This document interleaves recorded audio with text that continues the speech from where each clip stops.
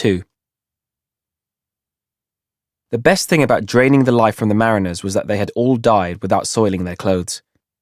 Kai searched all 5, took some of their clothing for Zidi, and set out the weapons and other objects they had carried with them for closer examination. There was no food, so hopefully the crew had brought plenty of supplies on their craft. Kai didn't need to eat very often, but Zidi got cranky when she didn't, and Sanha looked underfed. Kai's new body was short on clothing and the tunic was badly stained. He took the skirt and the close-fitting leggings that the expositor Menlis had worn, and the fine, long-sleeved tunic that came down to his knees. He cinched it with a mariner's leather belt and had to bind the overlong sleeves up so they wouldn't fall over his hands, but otherwise it was comfortable. He took a braided silk cord that probably had some great significance to Menlis's family or culture and used it to tie back the section of his hair that most wanted to fall forward into his face. Then he gathered everything useful or pretty out of the pile of belongings and scooped it all into an empty bag one of the women had brought, obviously hoping for loot. He should have taken it and gone back to Zidi and Sanha, but he found himself standing there, facing his body. Zidi's wrong, he thought. There's no pearl in my heart. I don't have to look. And they didn't have time. A tomb so carefully constructed undoubtedly had alarms attached to it. Someone would know they were free. But he went to the glass box and, with a little tendril of power, broke the design that sealed it. Trapped foul air hissed out as he lifted the lid. It was strange and not pleasant to see himself this way. He hadn't been born into this body, but he had been in it for a long time. So long he had almost forgotten what it was to be anything else. Like Zidi, he didn't recognize the clothes he was wearing, the coarse, gauzy fabric of the shroud, the plain, dark coat beneath. He had been entombed with no jewellery, nothing that should accompany an Ariki noble's grave. He took the knife that Tara had stabbed him with and used it to cut through the shroud and coat, then the skin of his chest and the rotting flesh beneath. There, in the centre of his heart, was a silver-white pearl. When Kai returned, Sanha was explaining about Menlis and telling Zidi what had happened in the tomb below. He said he was going to enslave a great demon, make him a familiar. Yes, that's what all the idiots think, Zidi told her. I brought clothes. Kai dropped them on Zidi's slab and pushed a pile towards Sanha. Pick out what you want. Zidi tugged at the waist of her draped tunic in frustration. I don't know how to get out of this thing. I think I'm sewn into it. Sanha took a half step toward her, meaning to help, but Kai just handed her the knife. Zidi took it and started methodically hacking the clothing off her body. She clearly needed to hack at something for a while to retain her composure. Watching her, Kai said, Zidi, you were right. Distracted, she sliced the tunic up the front. I usually am. What is it this time? I looked. The pearl was there. He expected her to say some variation on, I knew it was there, I told you it was there. But she went still, staring at him, her gaze troubled. I thought you would come back and tell me I was wrong. Her mouth went thin, holding back emotion, and she took the knife to her tunic again. I wanted to be wrong. Kai looked at the floor, not wanting to see her expression, especially if it was sympathetic. Sanha had pulled on a pair of mariner's pants under the shirt he had given her earlier. Watching them with wary confusion, she said, How can you have something in your heart and not die? Kai sighed. He felt like an idiot, a betrayed idiot. There was an answering flash of memory from what was left of his body's previous occupant, and an image of the pretty Taro. That's a good question. The better one is, how could I have a pearl in my heart and not know? I have one, Zidi told Sanha. The tunic finally came off, and she dropped the remnants to the floor and kicked it away, as if it were a vicious snake. From Kai. Full protection. He gave it to me, and I swallowed it. Kai told her. Put clothes on. You'll get chilled. He pulled out another pair of pants, a tunic, and Menlis's red coat to hand to her. Who put the pearl there? Sanha asked.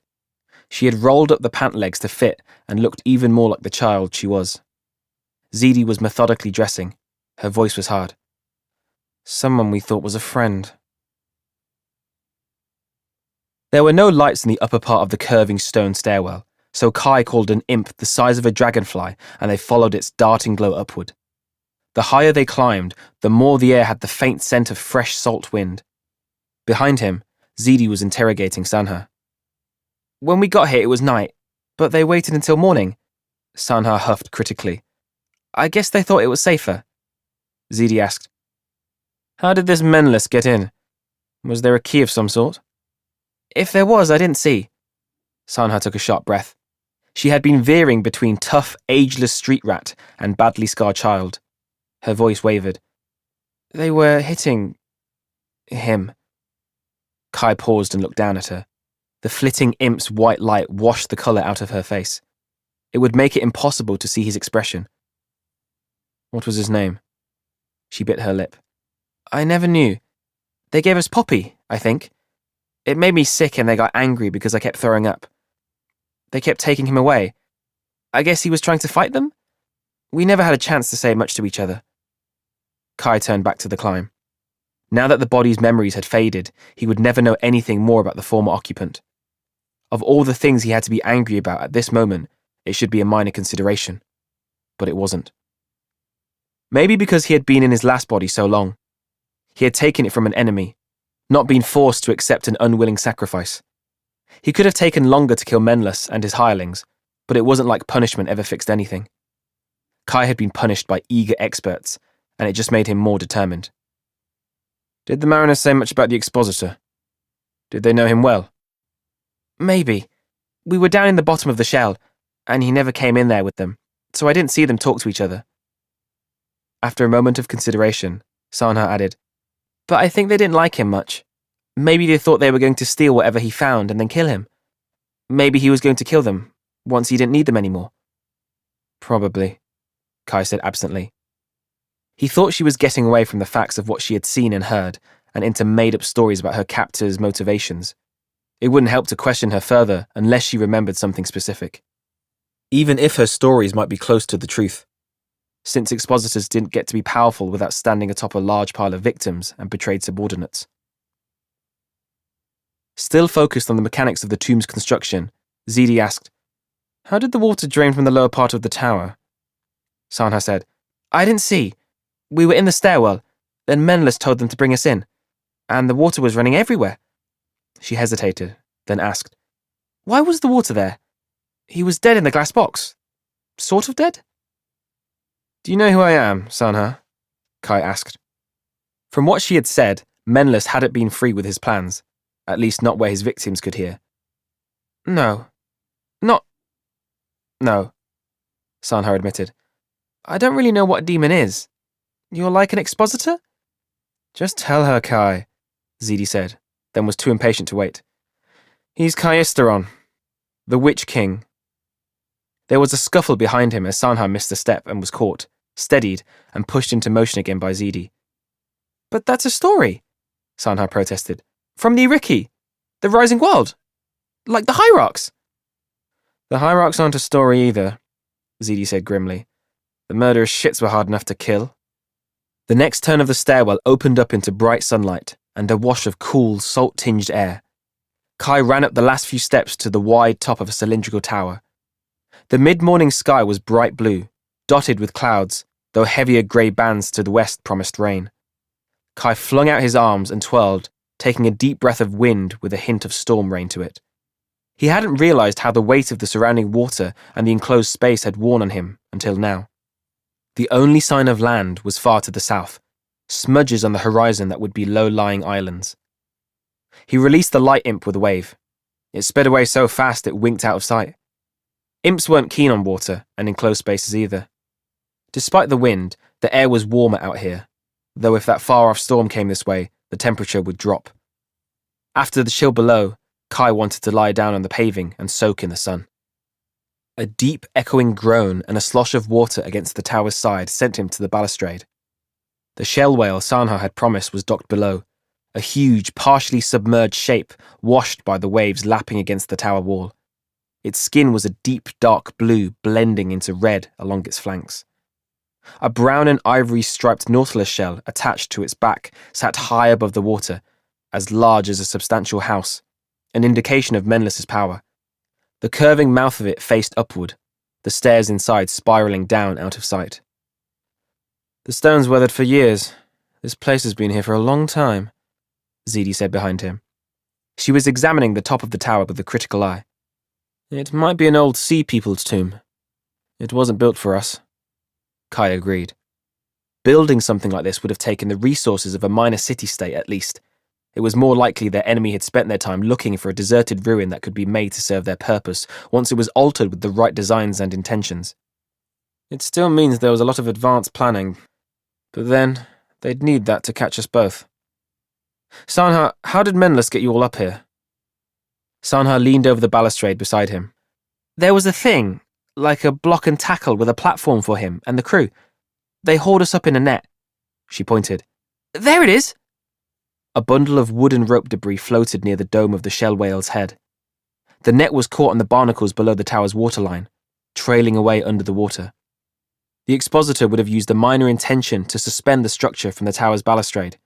When Kai killed him, it had collapsed. Are we going to haul it back up here? Sanha asked doubtfully. We won't need it. Kai glanced at Zedi, who was studying the paving thoughtfully, the wind devils plucking playfully at her clothes and hair. Zedi, where are we? She lifted a hand, tasting the air currents with her fingertips. We're east of the Mouth of Flowers, she said. She nodded toward the distant smudge of land to the south. That's one of the islands in the Eligos. Now Kai knew where they needed to go. We need to move. Zedi scuffed at the paving one last time and then came to the balustrade. She put her hand on Kai's shoulder to steady herself and stepped up onto the low wall. Kai pulled his skirt out of the way and scrambled up beside her. Zedi reached down and Sanha, eyes wide, took her hand and let herself be pulled up. She looked at Kai and then at the long way down to the water. Can you fly? No, but Zedi can, he said, as Zedi stepped into the wind devils that opened like a flower for her. Sanha made a choked noise of dismay as Zedi drew her and Kai off the wall into empty space. The wind devil dropped like a fallen leaf, swaying and twirling them until it reached the shell mouth. Zedi pulled them out of the devil's grip and onto the first steps of the shell. It's not flying, it's entity manipulation, Zedi corrected in annoyance. Kai went down the spiral steps into the shell's pearly interior. The air was close and it smelled dank and fishy. He winced.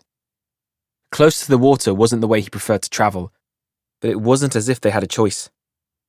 The steps led to the shell's uppermost chamber, a serpentine space where curves and cavities in the interior had been used to store a set of small decorated chests, like those for writing or medical instruments and other supplies. One large cubby was lined with heavy quilts and cushions, probably the spot where Menlas had made his bed. Kai took the narrow passage down into the lower part of the shell, finding a smaller chamber holding net bags of fruit and gourds, water skins, and clay pots. Other chambers held hammocks with rougher blankets where the crew must have slept, cubbies and shelves storing spare weapons, personal possessions. At the bottom, next to the whale's skin, he found the stinking chamber with its ropes and chains, where Sanha and her dead companion had been held, which had apparently also been the craft's latrine. He climbed back up, where Zedi and Sanha waited. Sanha held tightly to Zedi's hand. Understandable, Kai didn't like revisiting places where he had been tortured either.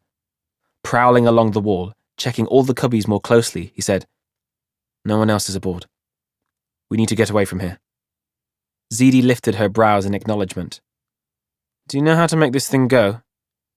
No. But if an expositor can do it, how hard could it be? He found a small nacreous shelf near the front where some ingredients had been set out. Salts and powders in tiny polished cups of shell, a few bits of wood splinter darkened with blood, a diagram etched on a faded scrap of cloth. This is not it.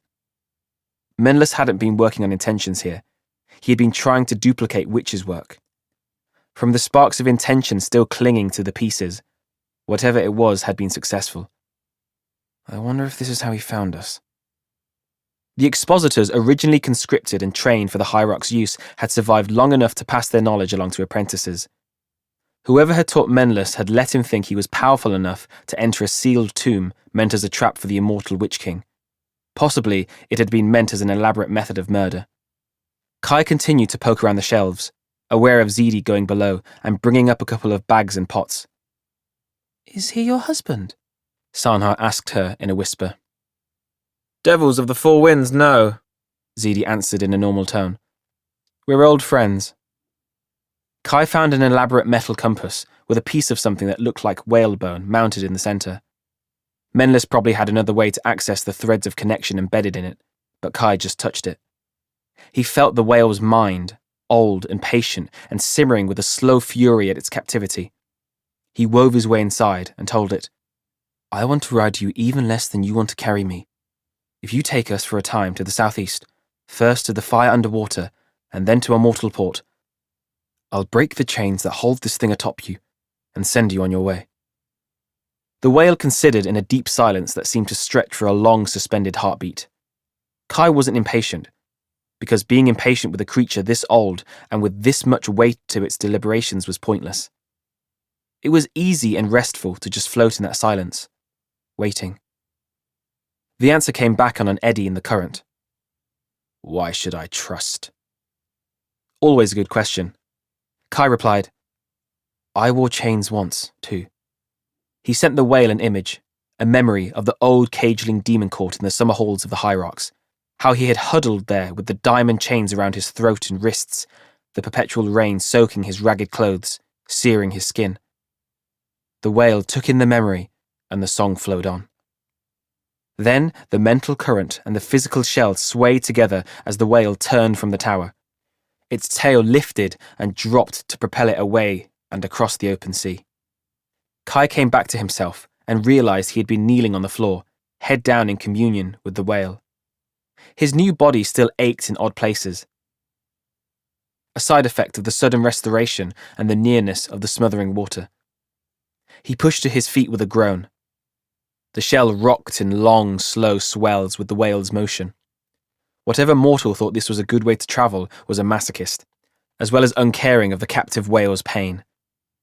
Kai had been dimly conscious of Zidi and Sanha in the rear portion of the chamber. They had eaten some fruit and pickled water chestnuts and what looked like very dry grainy cakes. Then Zidi had stuffed some of the expositor's bedding into another cubby, where Sanha was now curled up with a blanket pulled over her head. Zidi herself was sitting in the expositor's bed, leaning back in the nest of cushions against the pearl-coated wall, watching Kai worriedly. Kai squeezed in next to her so they sat shoulder to shoulder. It was still a relief to feel that she was warm and alive, to be warm and alive next to her. I told it to take us to the Gaddazara first. It was one of the mortal names for the place so many languages called Fire Underwater. It's close, and there's a conduit there that would let me talk to grandmother. She should be able to help me see home, to see if Taran's there, and to see if anything happened in Benai Rik that might have ended with both of us dead. Or mostly dead. A good plan, Zidi said. She took his hand between both of hers and said, Well, this is all very distressing. Kai made a noise of displeasure at this massive understatement and slumped down so he could put his head on her shoulder. They had known it might be unwise to go to court in the year of the Rising World Coalition renewal, but it would have been equally unwise not to appear in answer to Bishot's summons.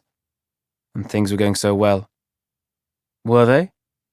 Zidi sounded unconvinced, but didn't press the point. Do you remember anything of where you were when this happened? Kai had been racking his memory. He knew that he and Zidi had been in the old palace at Benai Rik, that Taran hadn't been with them. She'd been cagey about what she meant to do, though Zidi might know. But the last images from his old body remained confused and elusive. The summer pavilion. Night. That big pool with the water lilies. In it? Zidi asked, baffled. Why? No, beside it, he said in exasperation. On a couch. With Bishop. Zidi sighed. And here we are. You don't know that. You don't know it was him who did this to us. He wasn't going to argue with her now. He was too tired, and too uncertain whether he wanted to admit it or not. Where were you? In our rooms in Benai House, I think. She shook her head, her braids soft against his cheek. The planning, the time, to do this. Unless they had some way to hold you in suspension, when they struck, they must have been ready. Kai couldn't stop thinking about the lily pond, the pearl in his heart, his last memory. lounging on the silken cushions under a star-filled sky, the lamplight glittering on the most beautiful court of the most celebrated palace at the new centre of the world. Bishart's smile as he handed Kai a cup of wine. The night was a glowing memory, warm and soft as the flicker of light on the dark water and the white flowers. It was such a clear image, right up to its suspiciously abrupt end, the moment when everything went still and black. He could so easily imagine a dark mirror of that scene, like an inverted image in the pooled, shadowed water. Zidi must have felt his growing tension. She ran a hand through the long curls of his hair, working the tangles out. "What are you thinking, Kai?" He was thinking that maybe he had been a gullible fool, that maybe he had made an enormous mistake. "There's a way to place a heart pearl, without asking for consent. I'm not sure it would work on a mortal, but on me. If the pearl was formed, and then ground up in water, or wine, if I drank it, it would take a while to form, and it would depend on a lot of things. But it's a possibility." "And?" He could hear the worried frown in Zidi's voice. "If someone did that, if he used it to put me under his will, and if then he drowned me..." His throat had gone tight. "If that is what happened..." Oh, Kai. There was too much sympathy in Zidi's tone now, and he forced himself to laugh. It came out more like a sardonic squawk. He said, "I'm starting to think that a mortal prince heir who wanted to consort with a demon in human form may not be a completely trustworthy person." Zidi sighed again. "You think? The first one we met was." Kai's smile was bitter. "He was an exception.